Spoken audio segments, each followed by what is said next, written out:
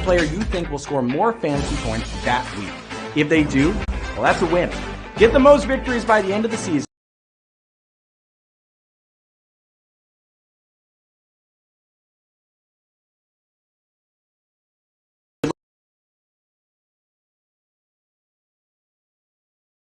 People have won. We've been doing this a few weeks. You can still jump in with this week.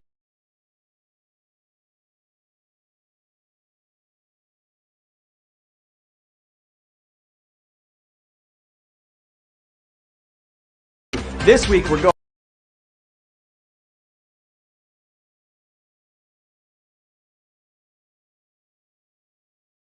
the greatest to ever do it at the end. All right, you're gonna pick one. We're gonna call it on three. Ready? Hut, hut, hut. That's the third go. Pick them. Pick.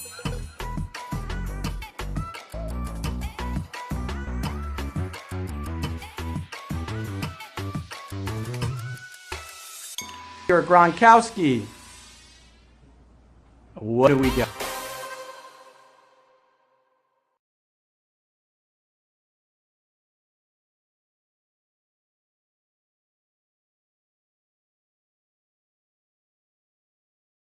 Still do it with Tom Brady slinging him the pigskin.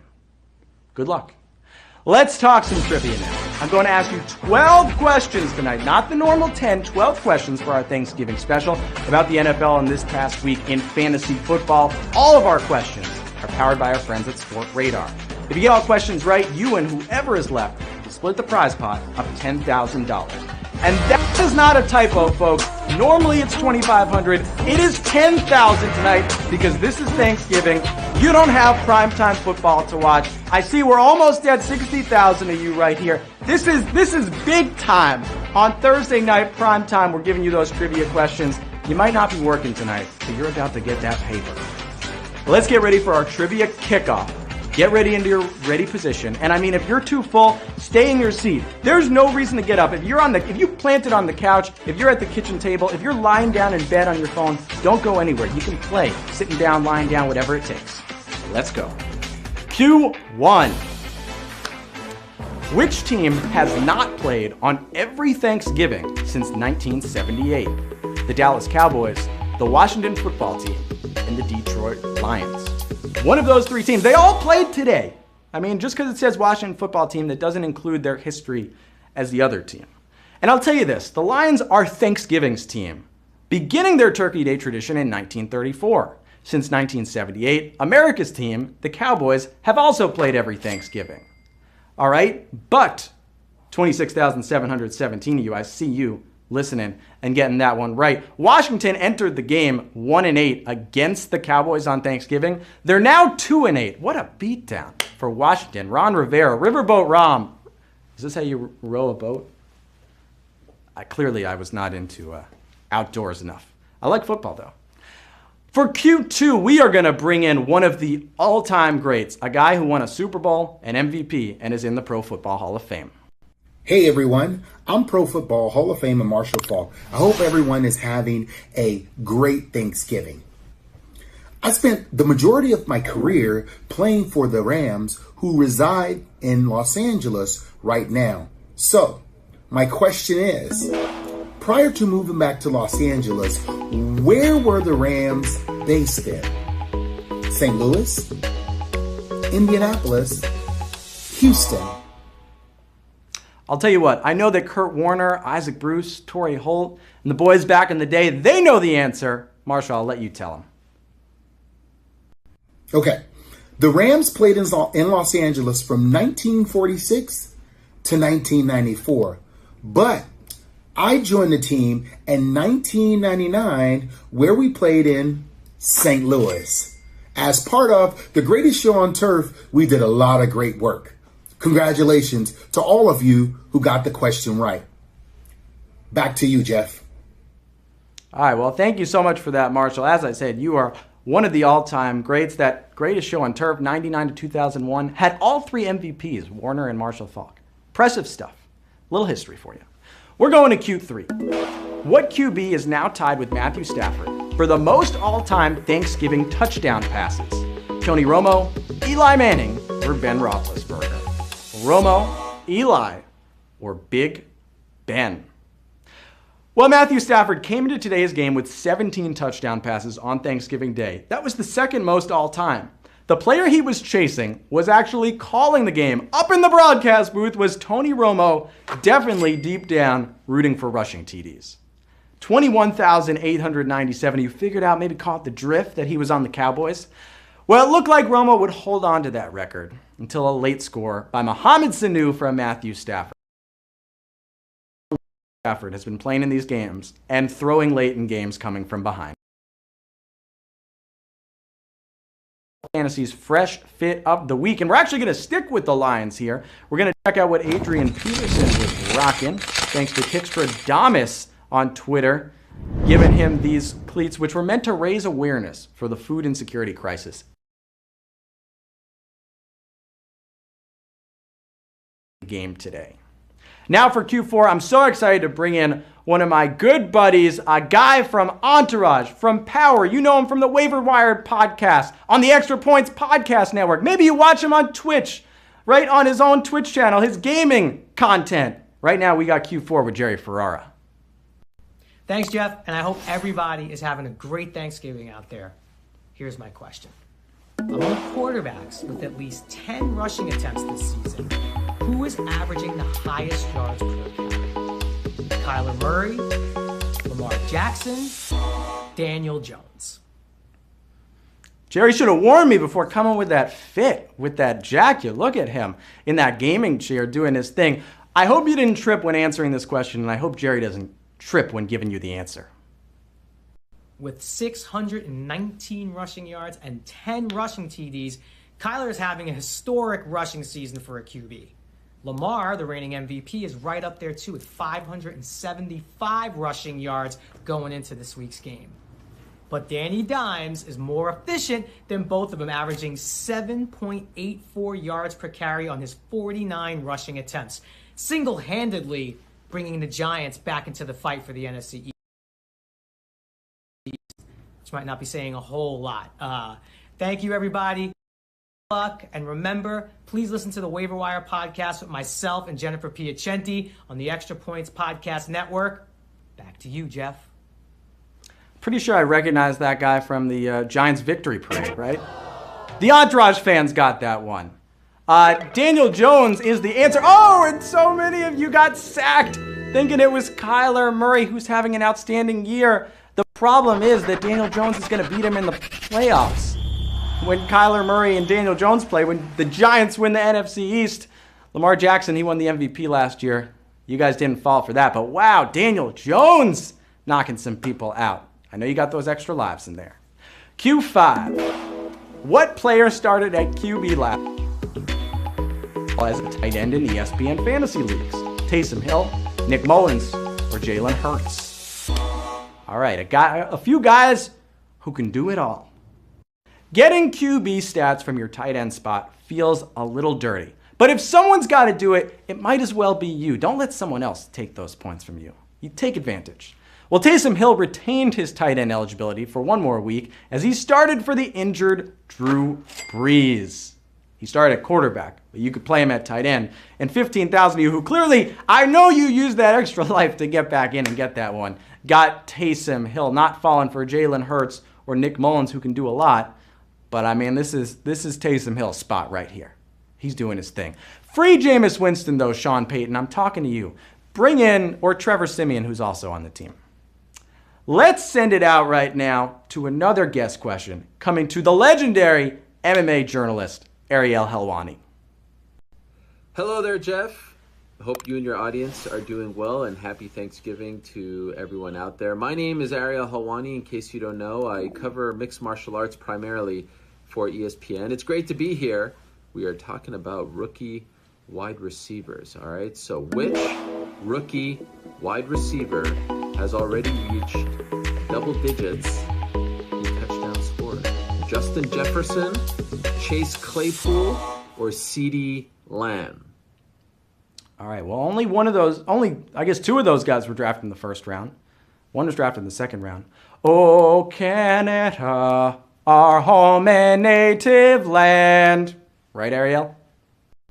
Could you catch the hint behind me? The beautiful red maple leaf, the most beautiful flag on the planet. There's only one Canadian in that bunch. Of course, I'm Canadian as well, but there's only one Canadian of those three, and his name is Chase Claypool. And you know, Chase Claypool is having a phenomenal season for the undefeated Pittsburgh Steelers. He may trail the other two in receiving yards, but when it comes to scoring touchdowns, bringing it home, he's leading the pack. 10 total.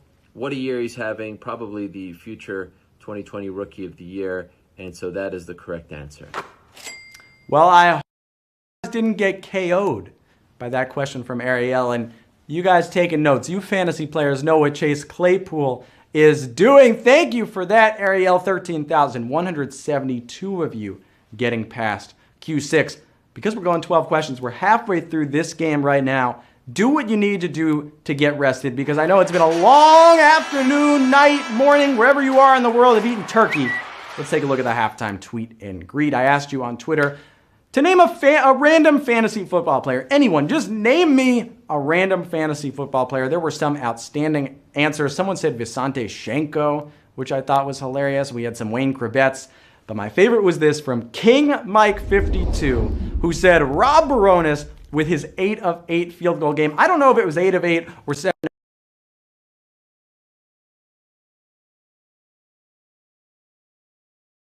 And I need a Rob Baronis performance out of my kicker this week in fantasy, as I'm sure everyone else does. All right, I think we're moving. Oh, no. What is this? This is in what? No, don't look! That might have been me dropping a touchdown pass in Thanksgiving last year. I don't know how that got in, but that's embarrassing. I was wearing a Trevor Siemian jersey, though, and Northwestern's 5-0, number 8 in the country, if you guys didn't hear. So that's going for me. Barry Sanders asked for this image to be removed from what Lions trolling product this week? Sorry, his image. A beer can, truck, or billboard. His image from a beer can, truck, or billboard. Well, you can make fun of the Lions in a lot of ways, but trolling the franchise's greatest player of all time, that's a big no-no. And that's what happened to same old Logger, which tried to make a play at a same old Lions this week. Now take a look at this image. And yeah, I recognize that guy. That's Barry Sanders, who definitely was not getting his royalties for that, and definitely knows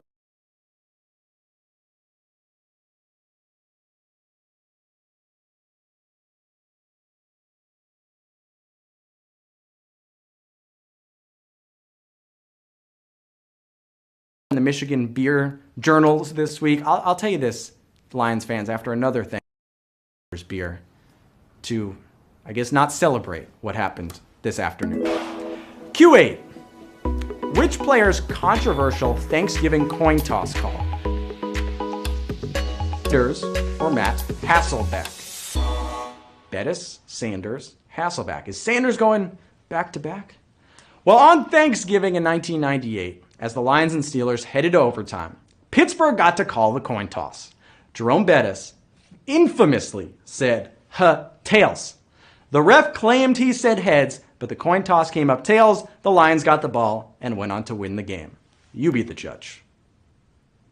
Who will call it from Pittsburgh? Number 36, heads, tails, tails, heads. Call it, plays in the air.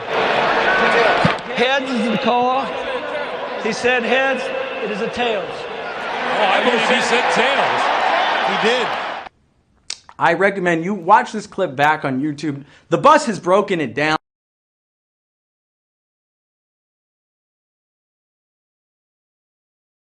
To this within a week. The NFL said, look, you know what? You got to make the call before the in the air that we have to do this. If you said Matt Hasselbeck, you might have been thinking of Al Harris, right? They were in this playoff game, and Matt Hasselbeck said, we'll take the ball, and we're going to win. And, well, that didn't end up happening. They lost that game. Al Harris made an interception for the Packers. But for this one, Jerome Bettis, 11,780 of you either know your NFL history, phoned a friend, did your quick research, did whatever you needed to do to get that right, whether you said head tails or not. I can't hear what you said. You put down Jerome Bettis, you got the answer. Q9. The man who replaced Teddy Bridgewater for Week 11 last started a game in what league? The XFL, the Arena Football League, or the CFL? It's the Canadian Football League, if you're wondering. We could bring ARIEL back. He could talk. I'm sure he could tell you all about the CFL if you want. P.J. Walker helped Panthers coach Matt Rule rebuild the Temple Owls, but most football fans got to know him from his XFL dominance. He went 5-0 with the Houston Roughnecks, where he threw 15 touchdown passes. P.J. Walker did work in the XFL. Now he's doing some work in the NFL. 11,345 of you, perhaps XFL enthusiasts, got that right. The guy in charge of the XFL now, you might know him, Dwayne "The Rock" Johnson, a longtime friend of HOF Trivia. Let me send you a message, The Rock. You're not taking P.J. Walker back anymore. He's an NFL player. That's not me. That's just the stats, the numbers, the play speaking for themselves. All right, Q10. Oh, what kind of tournament did Kyler Murray win in 5th grade?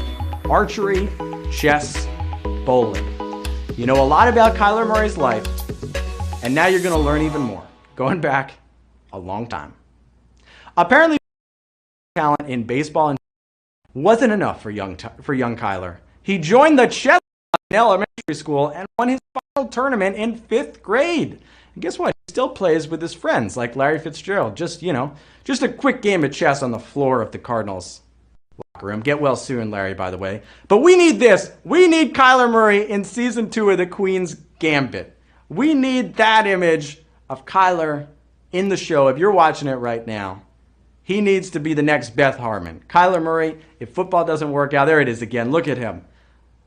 Writing down his moves, moving his pawns, his rooks, his queens, his bishops, wherever. 10,200. Just know Kyler Murray's life. Or you've been watching the Queen's Gambit, been reading my tweets, and thought that we might try to weave that in here somewhere. Well, congrats. We got 2 more to go. Q11. Which NBA legend, I almost knocked the football off here, which NBA legend did Jarvis Landry honor with his cleats in last week's matchup with the Eagles? Charles Barkley, Kobe Bryant, or Allen Iverson? Oh, 3 NBA legends were giving you the option there. The answer is the answer. Jarvis was facing Philly, so he looked to the city of brotherly love for inspiration. He had 2 images of Allen Iverson in a Sixers jersey painted onto his shoes. He's got the white jersey, the black jersey. You just got to throw in the blue jersey, and you cover that whole early 2000s 76ers era. 9,358 of you knew the answer. AI, by the way, was also at one time a prized football prospect. He could have been the Kyler Murray of his era, if you want to bring in the last question. Although Kyler's not playing baseball. You know. It's time. This is it. It all comes down to this last round. You don't stop on Thanksgiving before dessert, and you're not going to stop in Hall of Trivia before the final question. So here we go. Q12. Which of these defensive players was named to the last 2 all-decade teams chosen by the Hall of Fame? Troy Polamalu, Ray Lewis, or Julius Peppers? 3 defensive legends in the NFL. Well, I'll tell you this. 5 people made both all-decade teams of the 2000s and the 2010s. Bill Belichick, he was the coach on both. Tom Brady was the QB for both. Devin Hester was the returner on both. And Shane Lechler was punting on both teams. But the underrated Julius Peppers is the guy you were looking for here on defense. And 2,001 of you, just 2,001 of you got that right. Some of you thought Ray Lewis and got sacked by the great Ray Lewis, who barely played in this last decade. Troy Polamalu, he was reeling at the end, but it was Peppers who did it for 2 decades. Julius Peppers, he played basketball at UNC. He wasn't even supposed to necessarily be a football player, but a star. And we're going to see the numbers right now, because 2,001 of you are Hall of Trivia champions. And I'll tell you that on a $10,000 night, that is a good thing to be a part of. Do I wish that maybe one less of you got that right so I could cut this up and actually give you the math without having to do decimals? Sure. But you should be right around $5. How about $4.99? Tobias will give you $5. Ruben, $65, $4.99. Fred Biper, use that $4.99 on Black Friday, all right? Shy Rock, take your $5. Douglas Louise, But you might as well. Let's cash in. Let's hit $5.